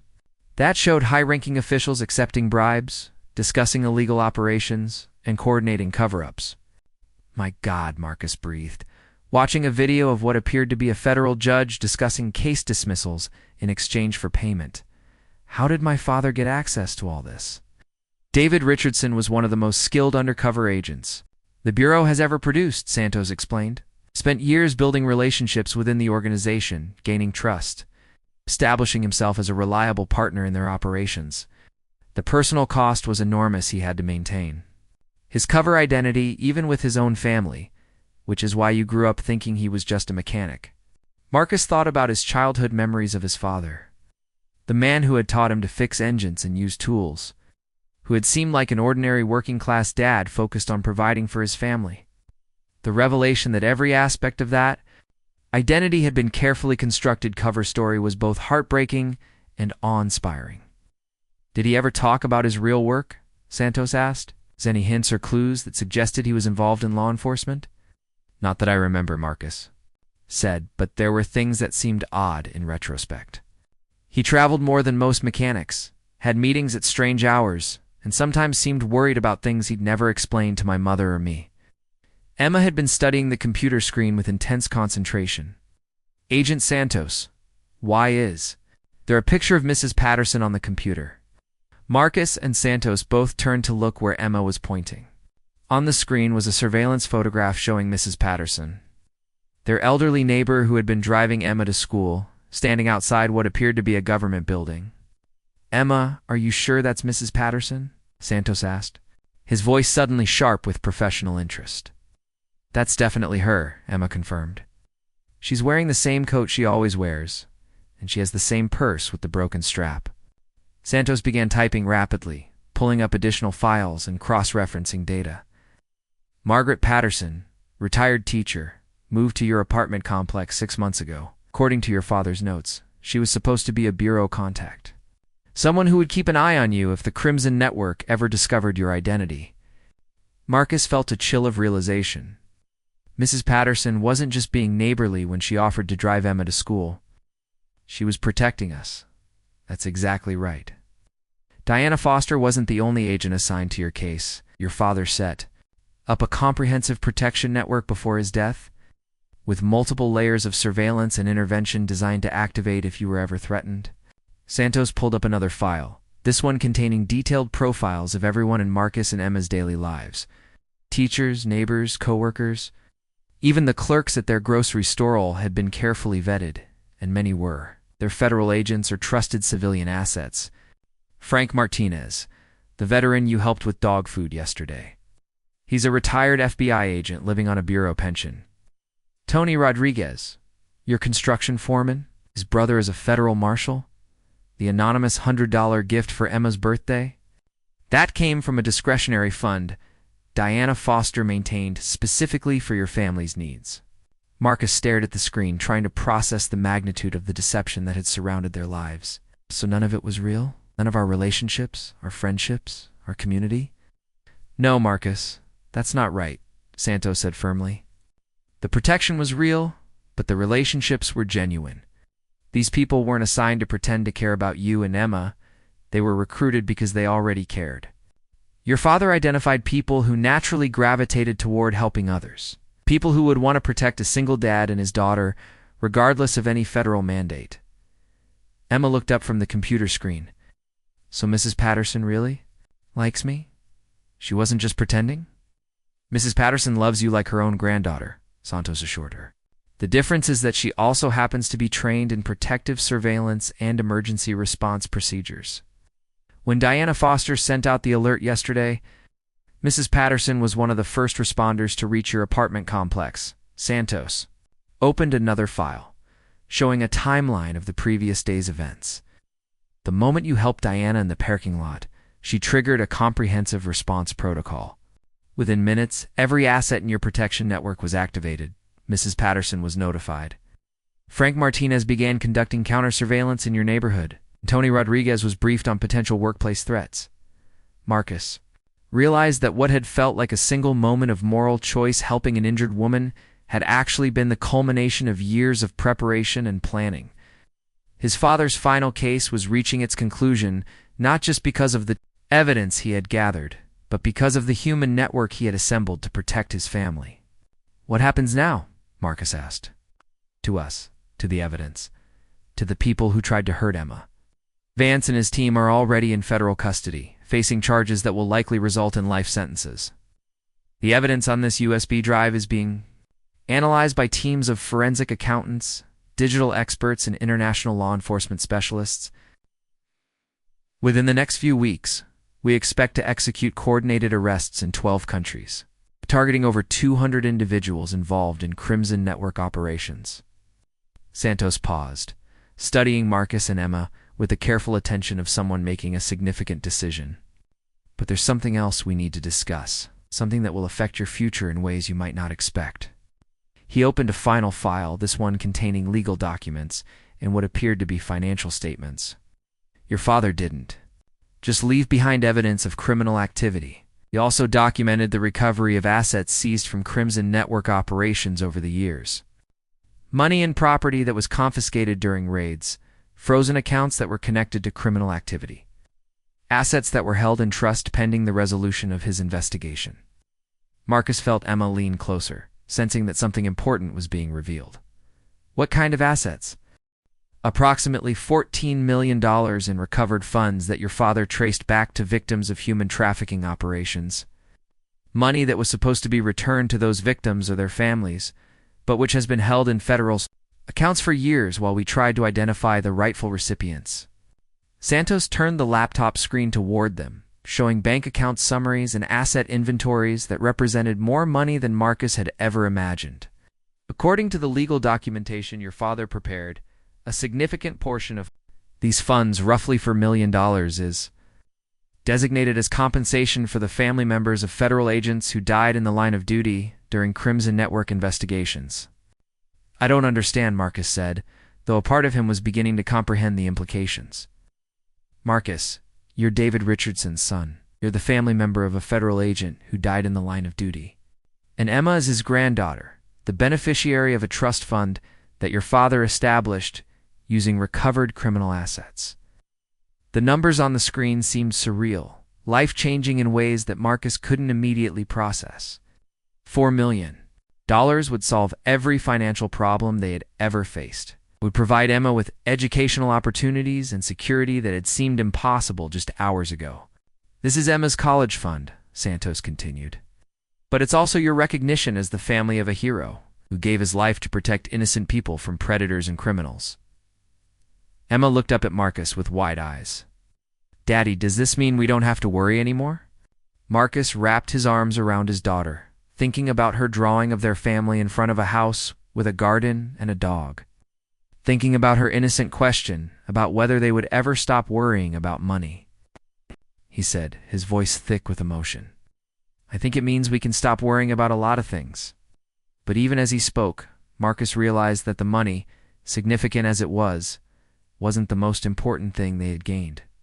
They had learned the truth about his father's heroism, had discovered that they were part of a larger community of people who cared about their well-being, and had proven to themselves that they possessed the courage to face impossible situations.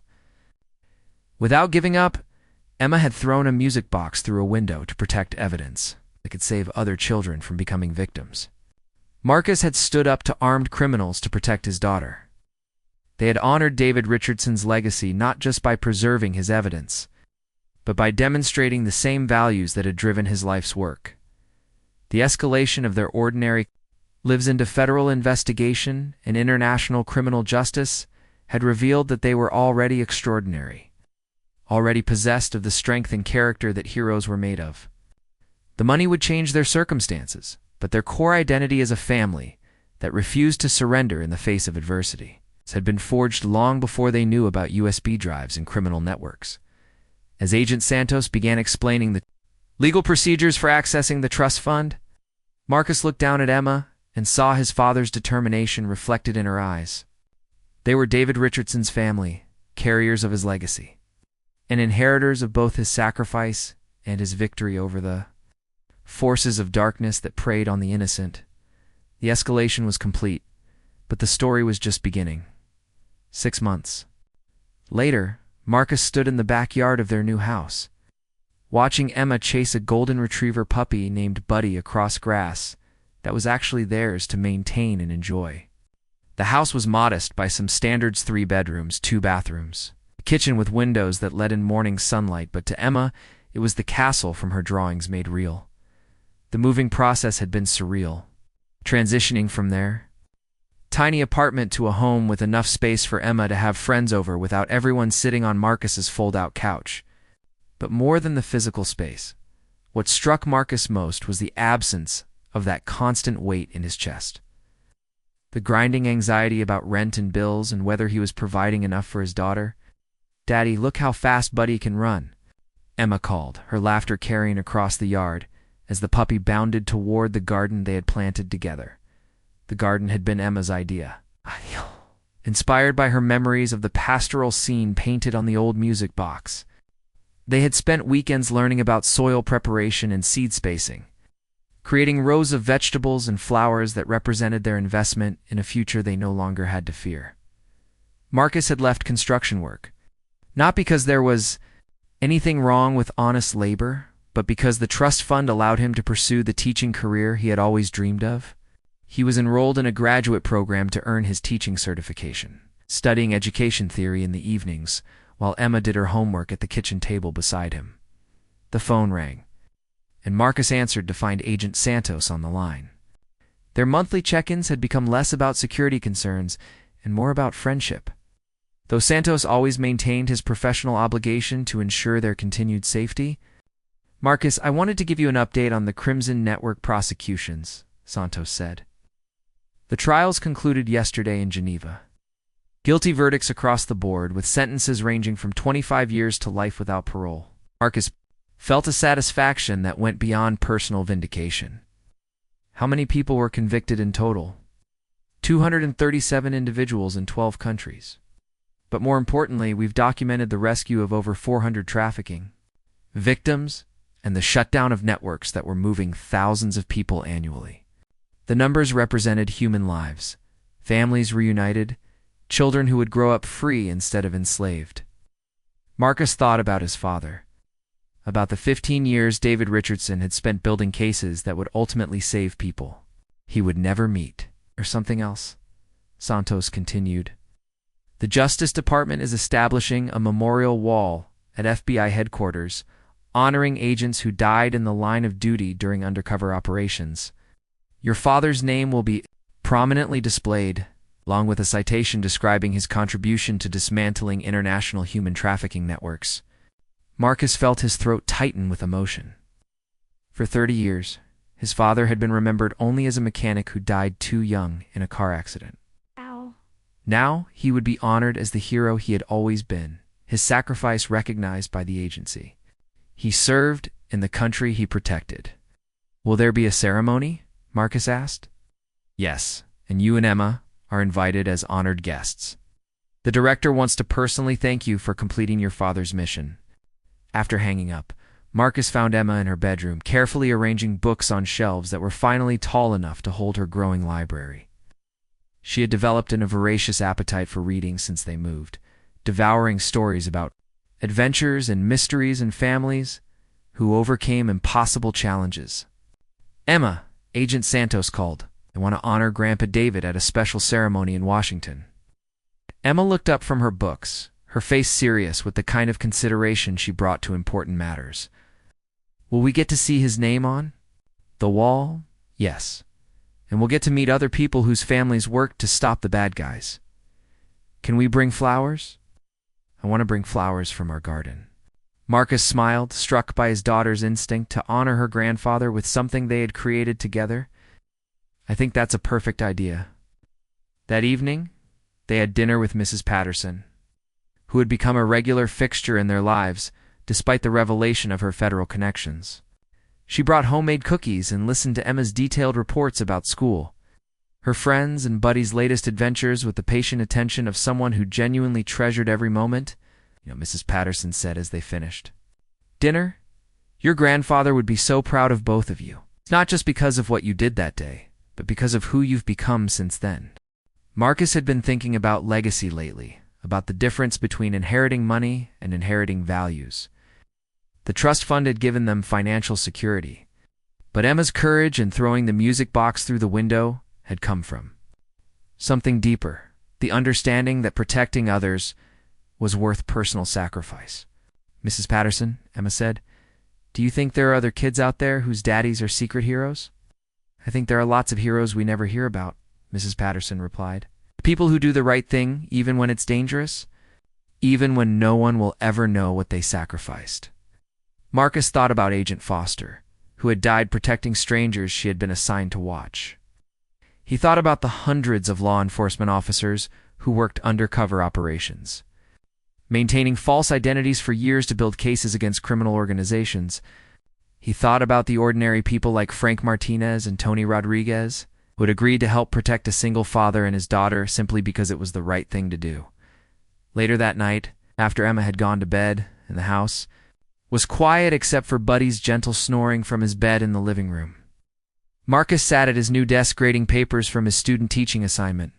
He was working with middle school students, kids not much older than Emma, helping them discover that learning could be exciting rather than just another obligation. One of his students had written an essay about heroes, defining them not as people with superpowers but as ordinary individuals who chose to help others despite personal cost.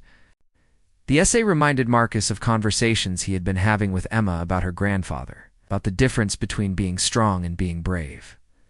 Marcus opened his laptop and began writing an email to the victims' rights coordinator at the Justice Department, proposing the establishment of an educational fund using a portion of the recovered Crimson Network assets. The fund would provide college scholarships for children of trafficking victims, creating opportunities for education and advancement that could break cycles of poverty and exploitation. The idea had been growing in his mind for weeks, inspired by Emma's questions about other children whose families had been affected by criminal organizations. The money sitting in government accounts represented more than compensation for past suffering. It could become investment in future prevention. His phone buzzed with a text message from Tony Rodriguez, who had remained both his friend and his contact with the Federal Protection Network. Saw the news about the Geneva convictions. Your dad would be proud. Beer? Sometime this week? Marcus smiled, typing back his agreement. The revelation about Tony's official role in their protection hadn't changed their friendship. It only added another layer of appreciation for the man who had looked out for him during the most difficult period of his life. A soft knock on his office door interrupted his work, and Emma appeared in her pajamas, clutching Mr. Peanuts under one arm. "Daddy, I had the dream again." Marcus saved his work and opened his arms, letting Emma climb into his lap despite her growing size.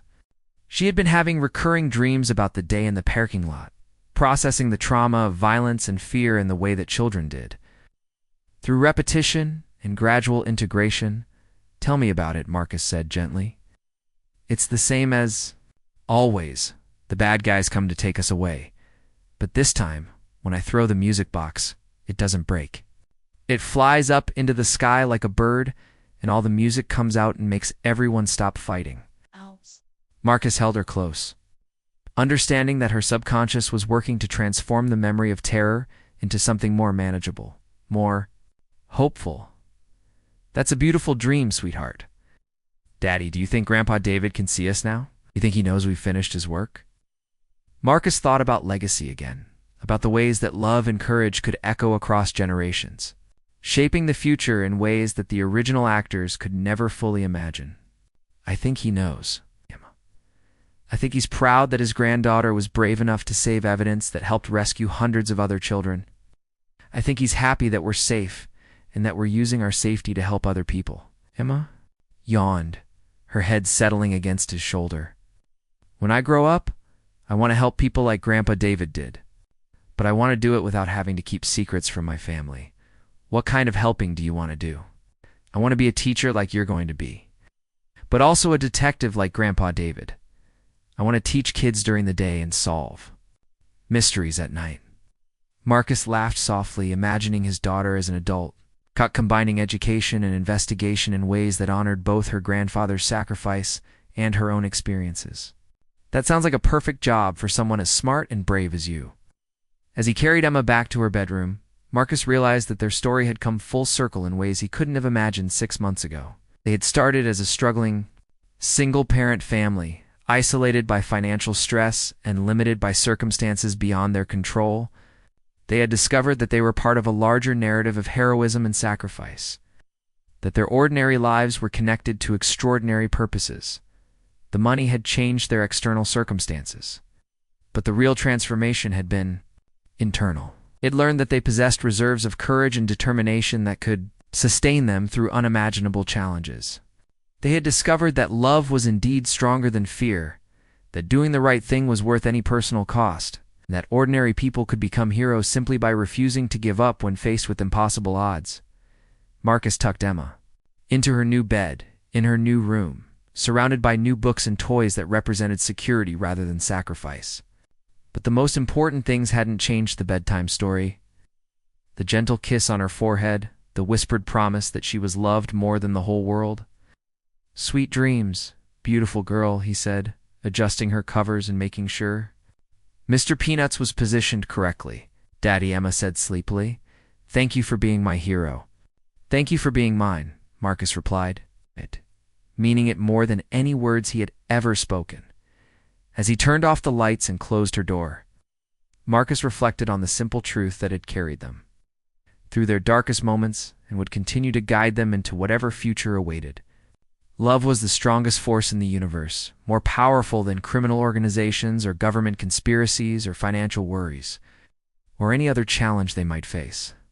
They had helped a stranger in a parking lot and discovered that kindness could change everything. They had honored a father's legacy and found that heroism was inherited not through genetics, but through choices. They had refused to give up and learned that sometimes the impossible was simply the inevitable wearing a disguise. The circle was complete, but the story would continue. Written by Emma and the children she would someday teach, carried forward by the values they had inherited and the courage they had discovered in themselves. Outside, the night was peaceful, and inside their home, two heroes slept safely, ready for whatever tomorrow might bring. 5 years had passed since that October afternoon when Marcus Thompson helped an injured woman in a grocery store parking lot. Not knowing that single act of kindness would unravel a decades-old conspiracy and transform his family's destiny forever. Emma, now 13, stood before the FBI memorial wall in Washington, D.C., holding a bouquet of sunflowers from their garden. Her grandfather's name was etched in black granite alongside other fallen heroes.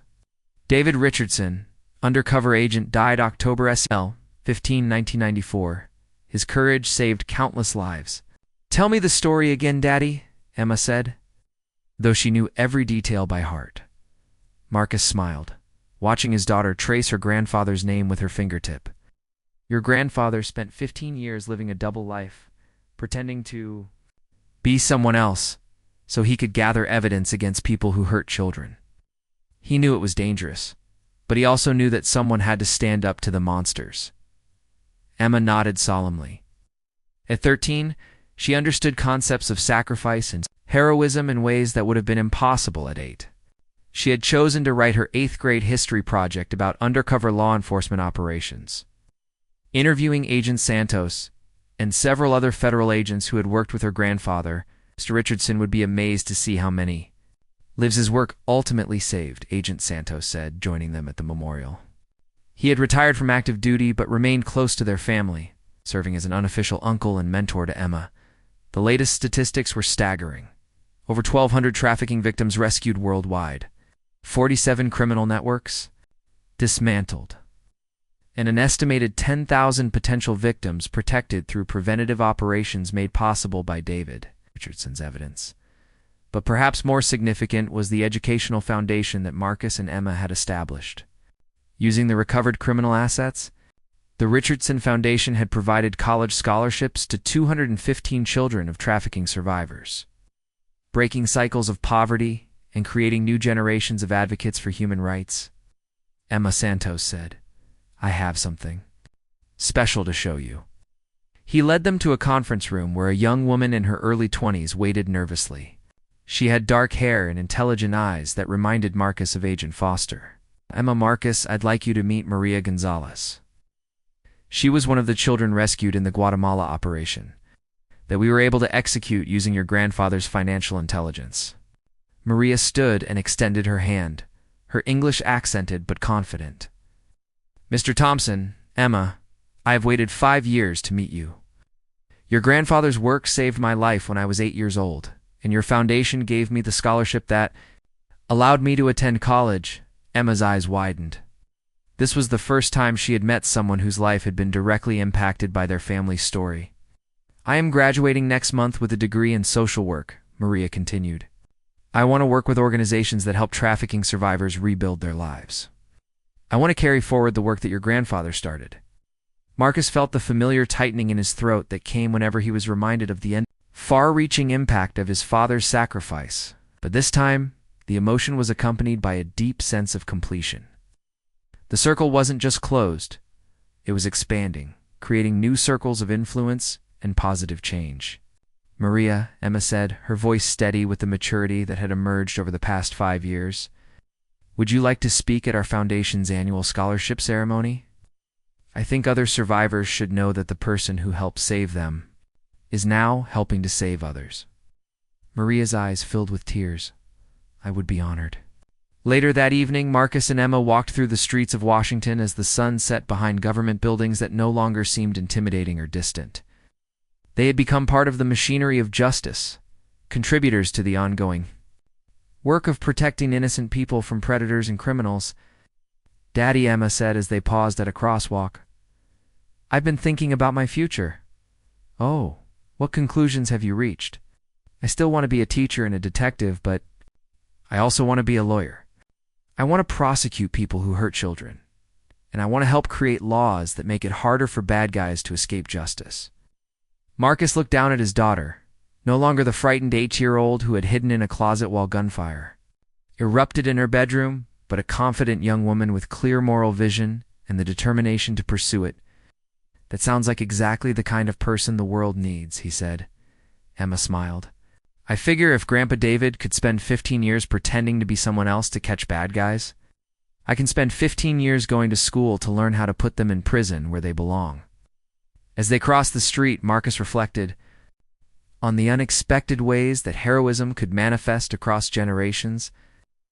His father had been a covert operator, working in shadows and maintaining false identities. Marcus had been thrust into crisis without warning, forced to make split-second decisions under extreme pressure. But Emma was choosing her path deliberately, preparing methodically for a lifetime of service that would combine all the lessons she had learned from their shared experience. The taxi ride to the airport was quiet, both of them processing the day's emotional weight. Emma fell asleep against his shoulder, and Marcus watched the city lights blur past the window. Thinking about the conversation he'd had that morning with Mrs. Patterson, she had called to tell him about a new neighbor. In their old apartment complex, a single mother with 2 young children who was struggling financially.